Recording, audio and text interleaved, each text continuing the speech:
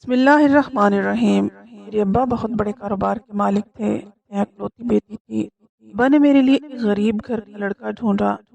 हमारी शादी हो गई। शादी के बाद सब कारोबार मेरे शौहर ने संभाल लिया। एक दिन अचानक शौहर अपनी बेवा बहन को घर ले आया।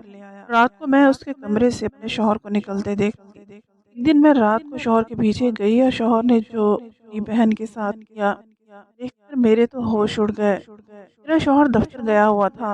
मैं घर के नौकरों के पीछे पीछे थी। घर का सारा काम मैं खुद अपनी निगरानी में करवाया करती थी। मुझे सुकून से बैठने की आदत नहीं थी। शादी से पहले मैं अपने पापा का कारोबार उनके साथ मिलकर संभालती थी, लेकिन शादी के बाद मैंने अपने घर को संभालना शुरू कर दिया था। कारोबार से खुद को फ्री करवा लिया था। मेरा शौहर रोहान पढ़ा लिखा और काबिल इंसान था। उसने बहुत ही अच्छे तरीके से सारा कारोबार संभाल लिया था। मुझे सभी फिक्रों से आज़ाद कर दिया। मैं और रोहान एक बहुत बड़े बंगले में रहते थे। हमारी शादी को 6 महीने गुजरे थे।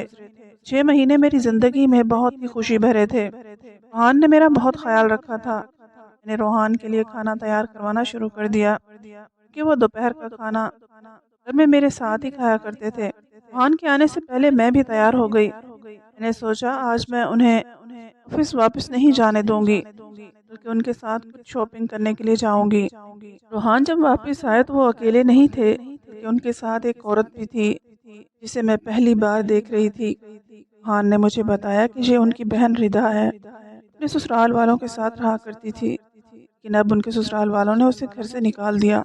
रोहान के सिवा उसका कोई नहीं था इस दुनिया में। इसलिए वो मजबूर होकर रिदा को हमारे घर ले आए ताकि वो हमारे साथ रह सके। इतने प्यार और इज्जत से मेरी तरफ देखते हुए पूछने लगे, "लेकिन अगर मैं अपनी बहन को तुम्हारे घर में रख लूं, तुम्हें कोई दिक्कत नहीं होगी? तुम चाहो तो हम रिदा को क्वार्टर में जगह दे देते हैं, लेकिन मेरी बहन का मेरे सिवा और कोई सहारा नहीं है, इसलिए मैं इसे अकेला नहीं छोड़ सकता। पहले ही इसके ससुराल वालों ने इसे बहुत तकलीफ दी है। जवानी में ही ये बेवा हो गई है। शौहर की जुदाई का अकेलापन झेलने पर मजबूर है। मैं इसे खुद से दूर नहीं कर सकता।" रोहान की आंखों की नमी देखकर मैं तड़प उठी। मैंने नाराजगी का इजहार करते हुए कहा, "रोहान, कैसी बातें कर रहे हैं? आपकी बड़ी बहन, आपकी बहन मेरी भी कुछ लगती है, और भला मैं अपनी नंद को क्वार्टर में क्यों जगह दूंगी? हमारा इतना बड़ा बंगला है, बहुत सारे कमरे खाली पड़े हैं। अब जो चाहे रिदा को वो कमरा दे सकते हैं।" मेरी बात सुनकर रोहान का चेहरा खिल उठा। मेरा हाथ पकड़कर कहने लगे कि किरण, मैं तुम्हारा एहसानमंद रहूंगा। मैंने उससे कहा कि अगर आपने दोबारा ऐसी बात कही तो मैं आपसे पूरी तरह नाराज हो जाऊंगी। मैंने आगे बढ़कर रिदा को भी गले से लगाया।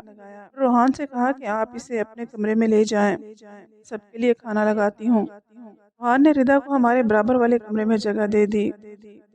मैंने सबके लिए खाना लगा दिया। थोड़ी ही देर में रोहान और रिदा भी खाने पर बाहर चले आए। रोहान की बहन के बारे में कुछ भी नहीं जानती थी। ना ही शादी से लेकर आज तक रोहान ने कभी अपनी किसी बहन का जिक्र किया था। रोहान की बहन बहुत ही मासूम और खूबसूरत थी।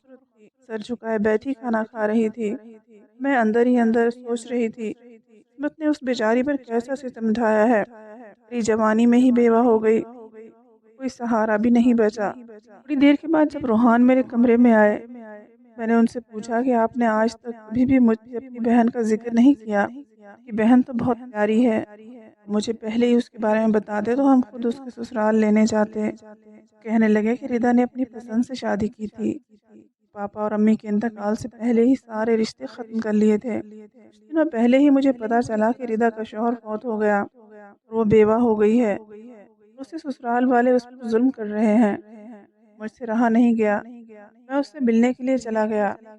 उसके ससुराल वालों का रवैया देखकर मैंने वही फैसला किया कि मैं उसे अपने साथ ले आऊँगा। मैंने रोहान के कंधे पर सर रखते हुए कहा कि आप बहुत अच्छे हैं। आपने बिल्कुल ठीक फैसला किया है। आपकी बहन को हमारे घर में कभी कोई परेशानी नहीं होगी। उसका बहुत ख़्याल रखूँगी। रोहान मुस्कुराकर कहने लगे, "मुझे तुम पर पूरा भरोसा है।" मेरी और रोहान की शादी मेरे पापा की पसंद से हुई थी। रोहान पापा के दफ्तर में एक इंजीनियर की नौकरी करते थे। तो पापा को उनकी ईमानदारी, मेहनत और लगन बहुत ज़्यादा अच्छी लगी थी। मैं पापा की फैक्ट्री संभालती थी और पापा दफ्तर में बैठते थे। मेरी भी रोहान से कई बार मुलाकात हुई थी, लेकिन इस वक्त मुझे ये नहीं पता था कि रोहान मेरी ज़िंदगी के सफ़र बन जाएंगे। पापा की तबीयत कुछ ख़राब हुई। पापा को लगा कि अब उन्हें मेरी शादी कर देनी चाहिए कि वो मुझे अपने घर से सुकून से रुखसत कर सकें और सुकून हासिल कर सकें। पापा ने मेरे रिश्ते देखने शुरू कर दिए। अपनी ही बराबरी में रिश्ते देखते वक़्त गुज़र गया, लेकिन पापा को कोई लड़का समझ ना आया क्योंकि हम बहुत ज़्यादा अमीर थे और हमारे जैसी फ़ैमिलीज़ में ज़्यादातर लड़के पसंद की शादियाँ करते हैं या फिर गलत हरकतों में चले जाते हैं। न जाने क्यों एक दिन बाबा ने अचानक ही रोहान को मेरे लिए चुन लिया। बाबा ने मुझे रोहान के बारे में बताया तो मैं हैरान रह गई कि वो किसी भी तरह हमारी बराबरी का नहीं था। लेकिन पापा कहने लगे कि बेटा वो एक मिडिल क्लास फैमिली से है, बहुत शरीफ लड़का है। मुझे यकीन है कि वो तुम्हारी कद्र करेगा और कभी तुम्हारे साथ बुरा नहीं करेगा। मैं चाहता हूँ कि तुम्हारी शादी किसी ऐसे ही इंसान से हो, तुम्हारी कद्र करे। रोहान से भी अच्छा मुझे और कोई नहीं लगा जिससे मैं तुम्हारा रिश्ता तय कर सकूँ। मेरी करोड़ों की जायदाद की मालिक हो। समझदार और मेहनती इंसान के साथ मिलकर मेरे कारोबार को बहुत ही आगे ले जाओगी। तुम दोनों एक बहुत अच्छी ज़िंदगी गुजार सकोगे। पापा की इस बात को तो मैं पहले ही मानती थी। रोहान बहुत मेहनती इंसान है। मैंने उसे कंपनी में बहुत ही लगन के साथ काम करते हुए देखा है। पापा ने रोहान के बारे में जो कुछ बताया था उसके मुताबिक रोहान के माँ-बाप का इंतकाल हो गया था। वो अकेला ही अपने घर में रहा करता था। जानकर तो पापा और भी बेफ़िक्र हो गए। उसके साथ कोई रिश्ता नहीं है, इसलिए उसका सारा वक़्त और प्यार मेरे लिए होगा। पापा ने एक दिन मौका देख रोहान से हमारे रिश्ते की बात की तो वो हैरान रह गया। मैंने और रोहान ने 1-2 मुलाकातें की। हमारा रिश्ता पक्का हो गया। रोहान के कहने के मुताबिक पापा ने मेरी और रोहान की बड़ी धूमधाम से शादी करवा दी। शादी के बाद मैं और रोहान पापा के दिए हुए बंगले में आकर रहने लगे। रोहान मेरा साथ पाकर बहुत खुश था और पापा की बात बिल्कुल सच साबित हुई। रोहान ने पहले ही दिन से मेरा इस कदर ख्याल रखना शुरू कर दिया था। मैं हैरान रह जाती, अपनी किस्मत पर रश्क करती। बस चलता तो वो मुझे ज़मीन पर कदम भी ना रखने देता। शादी के बाद वो कहने लगा कि तुम घर में आराम करो और दफ्तर और काम की टेंशन मुझ पर छोड़ दो। पापा के साथ मिलकर सब संभाल लूँगा। मैं बहुत वक़्त से पापा के साथ कारोबार की ज़िम्मेदारियाँ संभाल रही थी। अब थोड़ा सुकून चाहती थी, इसलिए उसने मुझे सुकून देकर खुश कर दिया। रोहन मेहनत से पापा के साथ मिलकर उनका कारोबार संभाल रहा था और मैं पूरी तरह घर गृहस्थी में लग गई। पापा पहले से ज़्यादा बीमार रहने लगे थे। उन्होंने भी रोहान को ही सौंप दिया। कभी कभार दफ्तर चक्कर लगा लेते और रोहान को काम करता देखकर बहुत खुश होते। उसने हमारे कारोबार को बहुत बुलंदियों पर पहुंचा दिया था। दिन बहुत ही खूबसूरती से गुजर रहे थे। मैं अपनी किस्मत पर खुश थी। ब्रिदा हमारी ज़िंदगी में आई। हम 2 से 3 हो गए। रोहान हमेशा की तरह दफ्तर चले जाते और मैं घर के काम करती रहती। कभी-कभार रिदा के कमरे में जाकर उससे भी बातें कर लिया करती थी। बहुत ही कम बात करती थी, लेकिन मुझे उसकी आदत, मिज़ाज बहुत अच्छा लगा था। जब भी उसके कमरे में जाती तो वो खामोशी से मेरी बातें सुनती रहती, कुछ ना कहती। चंद हालात ने उसे बहुत ज़्यादा तकलीफ़ पहुँचाई थी। ये तकलीफ़ मुझे उसकी आँखों में दिखाई देती थी। चाहती थी कि रिदा नई ज़िंदगी की तरफ लौट जाए। ये मैं उसे कमरे से बाहर आने को कहती। एक दिन जब दफ्तर से वापस रोहान आए, थोड़ी ही देर बाद रिदा के कमरे से होकर मेरे पास आए और कहने लगे, तुम रिदा के कमरे में ना जाया करो, उसे कुछ वक्त के लिए अकेला छोड़ दो, खुद ही अपने दुखों से निकल आएगी। इसे भी इसके दुख के बारे में बार बार पूछना अच्छा नहीं लगता। तुम्हारे बार बार इससे बात करने से वो परेशान हो गई है, यहाँ से जाने की बात करती है। ये सुनकर मैं परेशान हो गई कि रोहान मुझे गलत ना समझ ले। ये मैंने उनसे कहा कि आइंदा उसके कमरे में नहीं जाऊंगी, तो बस उसे नई ज़िंदगी की तरफ लौटता हुआ देखना चाहती थी। रोहान मेरे हाथ पकड़कर कहने लगे, मैं जानता हूँ किरण, तुम्हारा इरादा बहुत ही साफ होगा, लेकिन इस वक्त वो तन्हाई चाहती है, लिए उसे अकेला रहने दो। मैंने रोहान से वादा किया कि मेरी तरफ से रिदा को कोई परेशानी नहीं होगी। वैसे भी आजकल मेरे पास बहुत टाइम था।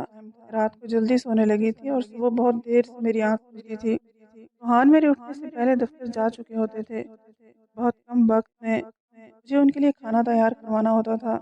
घर के काम-काज भी देखने होते थे। हर वक़्त मुझ पर थकन सी छाई रहने लगी। मुझसे घर के काम भी ठीक से नहीं होते थे। के सारे काम तो नौकरों को करने होते थे। मैं सिर्फ नज़र रखती थी। ज़्यादातर वक़्त अपने कमरे में गुज़ारने लगी थी। क्योंकि थोड़ी देर में थक कर चूर हो जाती। शादी के बाद मैं अपनी पुरानी काम वाली को अपने साथ लाई थी। मुझे उस पर पूरा भरोसा था, इसलिए मैंने घर की ज़िम्मेदारी उसे सौंप दी थी और अब खुद आराम करने लगी। कहीं भी लेटती तो उधर ही सो जाती। कि शादी से पहले ऐसा नहीं था। सारा दफ्तर का काम सँभालती, घर भी। लेकिन कभी थकन का एहसास नहीं होता था। मेरी तबीयत इतनी अजीब रहने लगी थी। मैं रात में चाय पिए बगैर ही सो जाती थी। कि चाय के बगैर कभी नहीं सोती थी। वहाँ से मैंने यही बात की तो वो कहने लगे, मौसम बदल रहा है, शायद इसलिए तुम्हें ऐसा एहसास हो रहा है। अच्छा है तुम ज़्यादा आराम किया करो। इतनी मोहब्बत से मुझसे बात करते कि मैं सारी थकान भूल जाती और उनकी आंखों में देखने लगती। भी ऐसा ही हुआ। मैंने अब रिदा के कमरे में जाना बिल्कुल छोड़ दिया था। खाना भी अकेले ही अपने कमरे में खाती थी। शक्ल भी घर में दिखाई नहीं देती थी। हाँ, दफ्तर से घर आने के बाद ही उसी कमरे में चले जाते। कुछ वक्त तो उसके साथ गुजार कर वापस मेरे पास आ जाते। मुझे उनका अपनी बहन को वक्त देने पर बिल्कुल भी एतराज़ नहीं था। लेकिन एक रात मेरी आँख खुली तो मैंने रोहान को बिस्तर पर ना पाया। मैं बहुत हैरान हुई कि आधी रात को वो कहाँ गए हैं। जैसे ही मैं उन्हें देखने के लिए कमरे से निकली, मैंने रोहान को रिदा के कमरे से निकलते हुए देखा। हैरान थी कि आधी रात को रोहान का रिदा के कमरे में क्या काम है। फिर मुझे लगा शायद उसे देखने के लिए गए होंगे। मैंने रोहान को कुछ ना कहा और उनसे पहले कि मेरी तरफ देखने इससे पहले कि मेरी तरफ देखते मैं खुद ही कमरे में वापस आकर सोने के लिए लेट गई। ये सिलसिला चल निकला। सारी रात को मेरी आँख खुलती थी, रोहान कमरे में मौजूद नहीं होते। मुझे ये बात समझ नहीं आ रही थी कि रोहान का आधी रात को अपनी बहन के कमरे में जाना क्या ज़रूरी है कि वह दफ्तर से आते ही अपनी बहन के कमरे में जाते हैं। मुझे रोहान के बगैर नींद नहीं आती थी। जितनी देर वो कमरे से बाहर रहते थे, मैं अजीब करवटें बदल बदल कर सोती। एक रात ऐसे ही हुआ कि मेरी आँख खुली, रोहान कमरे में मौजूद नहीं थे और मुझे दोबारा नींद आ रही थी। इधर से मेरी मुलाकात हुई काफ़ी दिन हो गए। मैंने सोचा कि मैं भी इन दोनों के साथ बैठ जाती हूँ। अपने कमरे से निकलकर रिदा के दरवाजे तक पहुँची। दरवाज़ा पूरी तरह बंद नहीं था और जब मंज़र मैंने देखा, उसको देखते ही मेरे तो होश उड़ गए। मैं सोच भी नहीं सकती थी कि अपनी बहन के साथ आधी रात को रोहान ये भी कर सकते हैं। मेरे लिए अपने कदमों पर खड़े रहना मुश्किल हो गया। इस मंज़र ने मेरे बोलने की ताकत छीन ली थी। रोहान रिदा को सीने से लगाए बैठे थे, इसे प्यार कर रहे थे। ऐसी मोहब्बत भाई बहन के बीच में किसी सूरत नहीं हो सकती थी। मैंने उन्हें जिस हालत में देखा, लफ्ज़ों में बयान करना बिल्कुल भी मुमकिन नहीं था। लेकिन रोहान और रिदा की बात, उन्होंने तो मेरे कदमों तले से ज़मीन निकाल दी। कि रिश्ते की हकीकत भी पूरी तरह खुलकर मेरे सामने आ गई थी। रिदा कह रही थी, और कितने दिन हम ऐसे ही बहन भाई होने का ड्रामा करते रहेंगे और मैं कब तक अपनी ही सौतन को अपनी आंखों के सामने बर्दाश्त करती रहूंगी। जब भी किरण को देखती हूँ मेरा खून खौलने लगता है। मेरा दिल चाहता है कि मैं इसको हमारी ज़िंदगी से बाहर निकाल फेंकूं। रोहान रिदा से कह रहा था, इसलिए मैंने किरण का तुम्हारे कमरे में आना बंद करवा दिया है। मुझे यही डर लगा रहता है कि कहीं तुम मुझसे मैं उसके सामने कोई सच्चाई बयान ना कर दो। कुछ दिनों की बात है, फिर किरण और उसके बाप से हमेशा के लिए हमारी जान छूट जाएगी। ये सारी दौलत और जायदाद हम दोनों की हो जाएगी। रिदा कह रही थी कि इतने दिनों से इसी बात का तो इंतज़ार कर रही हूँ कि ना आप हर रात उसके साथ उसके कमरे में होते हैं, मैं यहाँ अंगारों पर लेटती हूँ। सोचकर मेरा दिल जलता है कि आपने उसे अपनी बाहों में लिया हुआ है। रोहान उससे कह रहा था कि रिदा, तुम ही मेरी पहली और आखिरी मोहब्बत हो। ये सब मैंने तुम्हें एक नई ज़िंदगी देने के लिए किया है। कब तक छोटे से घर में अपनी खुशियों को मार कर जीती रहती। इसलिए मैंने हम दोनों के हक़ में ये फ़ैसला मुश्किल से किया है। मेरे लिए भी किसी और औरत के साथ रहना आसान नहीं है। मैंने किरण के बाप को ज़हर देना शुरू कर दिया है। उसका असर आहिस्ता-आहिस्ता हो रहा है और इसी वजह से वो पहले से भी ज़्यादा बीमार रहने लगा है। किरण की चाय में भी मैंने ज़हर मिला दिया है। चाय पीकर वो सोई हुई होती है, यकीनन इसके जिस्म में भी ज़हर असर दिखा रहा है, इसलिए वो ज़्यादातर वक़्त सोई रहती है।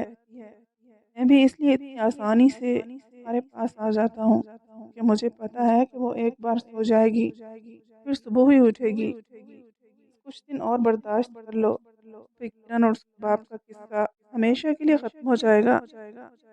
हम दोनों एक आलीशान बंगले में एक साथ पूरी ज़िंदगी गुज़ारेंगे।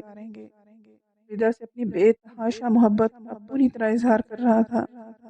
मैं उदासी की हालत में दरवाजे से टेक लगाए खड़ी थी।